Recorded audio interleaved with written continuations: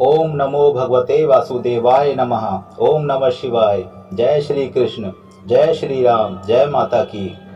मित्रों, आज हम जानेंगे कि किस कारण से भाई आपस में दुश्मन बन जाते हैं, किस किस कारण एक व्यक्ति के पाप का घड़ा भर जाता है और एक स्त्री को किस इस परिस्थिति में श्रृंगार नहीं करना चाहिए। इसके लिए पहले आपको एक कथा सुननी होगी। मित्रों, इसके साथ ही मेरा एक अनुरोध है कि आप कथा को पूरा सुने, उसके बाद कमेंट, लाइक, सब्सक्राइब, शेयर अवश्य करें। तो चलिए कथा शुरू करते हैं। जब श्री राम भाई लक्ष्मण और जानकी के साथ वनवास पर गए तो उनके पास एक बहुत लंबा समय था जो वह एक दूसरे के साथ व्यतीत कर सकते थे। एक दिन माँ सीता के मन में कुछ प्रश्न उठे। वह श्री राम के पास आई और उनसे पूछा कि प्रभु, मेरे मन में कुछ प्रश्न उठ रहे हैं, यदि आपको आपत्ति ना हो तो मैं आपसे पूछूं। श्री राम बोले, जानकी, आपका मुझ पर पूरा अधिकार है। आप कभी भी बिना किसी संकोच के मुझसे प्रश्न कर सकती हैं। इतने में लक्ष्मण जी भी वहां पहुंच गए और बड़े भाई श्री राम और भाभी माँ सीता की वार्तालाप सुनने लगे। माँ सीता ने श्री राम से प्रश्न करने शुरू कर दिए और वह बोली, प्रभु, ऐसी कौन सी परिस्थिति है जब एक भाई अपने भाई का दुश्मन बन जाता है। मेरा दूसरा प्रश्न, वह कौन सी स्थिति है जब एक व्यक्ति के पाप का घड़ा भर जाता है। और मेरा तीसरा और आखिरी प्रश्न, वह कौन सी स्थिति होती है जब एक विवाहित स्त्री को श्रृंगार नहीं करना चाहिए। कुछ सोचकर श्री राम बोले, जानकी, मैं तुम्हें एक कथा के माध्यम से तीनों प्रश्नों के उत्तर देना चाहूँगा। इस कथा के अनुसार एक नगर में एक बड़ा साहूकार हुआ करता था। उसके दो पुत्र थे, बड़ा कमलराज और छोटा जयराज। पिता के व्यवसाय पर शुरू से ही बड़े पुत्र कमल का आधिपत्य था, जबकि छोटा पुत्र जय इन बातों से दूर ही रहता था। उसे अपने बड़े भाई पर पूरा विश्वास था। साहूकार के व्यवसाय पर कुल देवी का आशीर्वाद था, जिसकी वजह से उनका व्यवसाय दिन दुगनी और रात चौगुनी तरक्की कर रहा था। एक समय ऐसा भी आया कि साहूकार की मृत्यु हो गई। फिर क्या था, अब तो बड़े भाई कमल के व्यवहार में पूरी तरह बदलाव आ गया। उसने पूरे व्यवसाय पर अपना अधिकार जमा लिया और छोटे भाई और उसके परिवार को घर से निकाल दिया। छोटा भाई जय अपनी पत्नी और दो बच्चों के साथ चुपचाप बिना किसी लड़ाई झगड़े के वहां से चला गया। छोटा भाई एक जमींदार के यहाँ मजदूरी करने लगा। बड़ी मुश्किल से छोटे भाई का गुजारा हो पाता था। किसी किसी दिन तो उन्हें 2 वक्त का भोजन भी नहीं मिलता था। दूसरी तरफ बड़ा भाई कमल इतना पाकर विलासी और अधर्मी हो गया। वह सभी प्रकार के कुकर्म और अधर्म करने लगा। बड़े भाई ने धन के मद में अपनी पत्नी और दोनों बेटियों को भी घर से निकाल दिया। इस अहंकार में बड़ा भाई कुलदेवी की पूजा से भी विमुख हो गया। दूसरी तरफ छोटा भाई इतने दुख और संकटों के बीच भी अपनी कुलदेवी के पूजन से विमुख नहीं हुआ था। वह प्रतिदिन उनका पूजन करता और प्रत्येक महाव्रत भी करता। घर से निकाले जाने पर उसकी भाभी अपनी बेटियों के साथ छोटे भाई जयराज के पास ही चली गई। जय ने अपनी भाभी और उसकी बेटियों को भी अपने परिवार में शरण दी।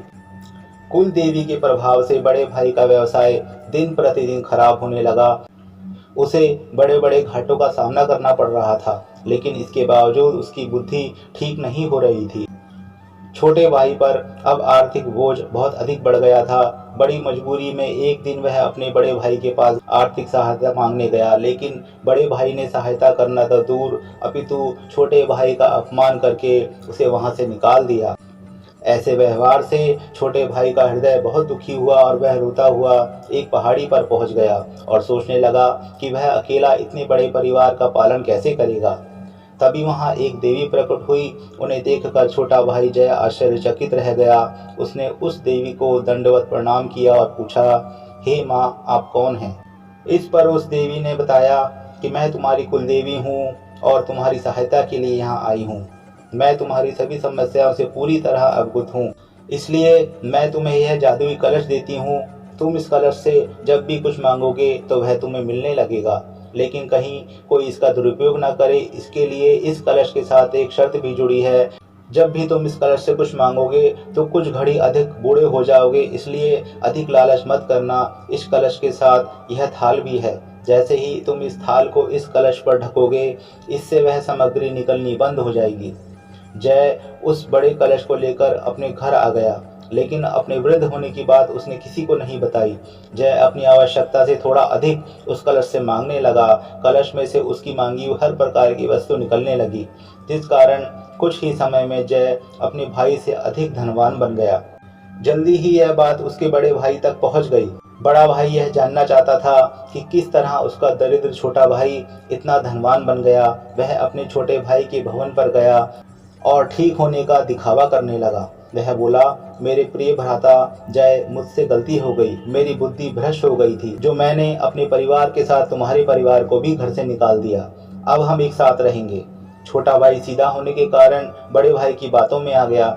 जब कुछ दिन बाद छोटा भाई अपने कक्ष में उस कलश से अपनी इच्छा की वस्तुएं प्राप्त कर रहा था, तो यह सब होते हुए बड़े भाई ने देख लिया।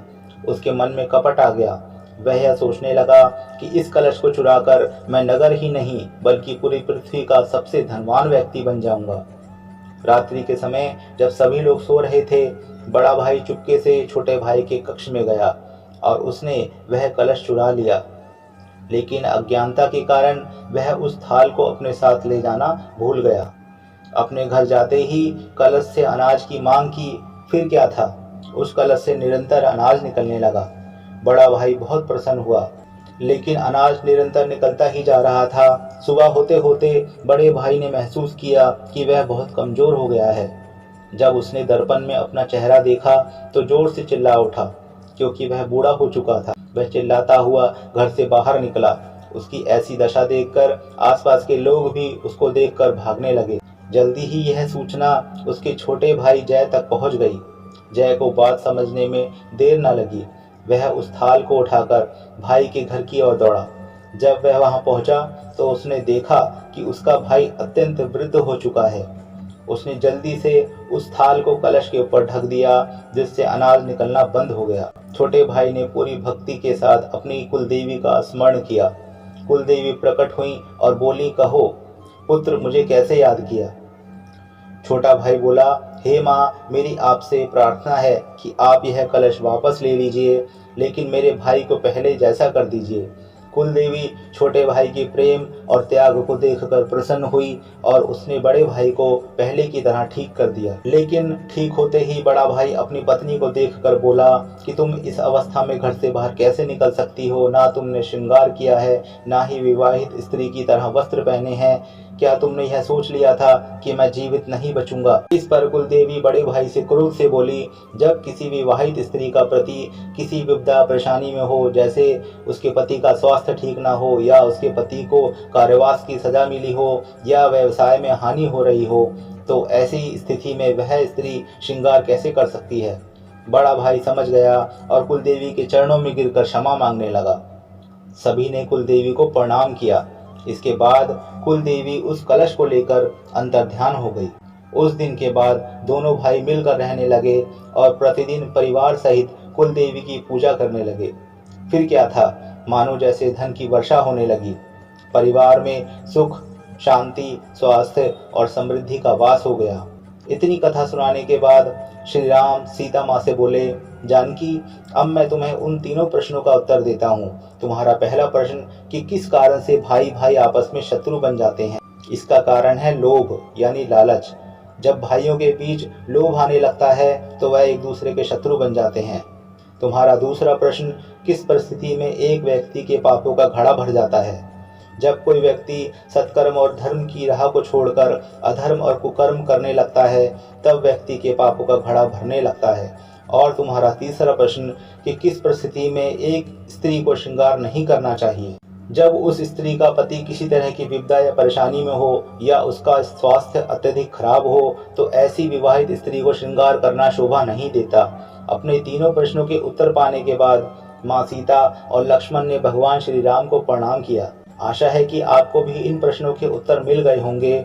तो हमारे प्रोत्साहन के लिए कृपया कमेंट, लाइक, सब्सक्राइब और शेयर अवश्य करें। जय श्री राम, जय श्री कृष्ण, हर हर महादेव, जय माता की।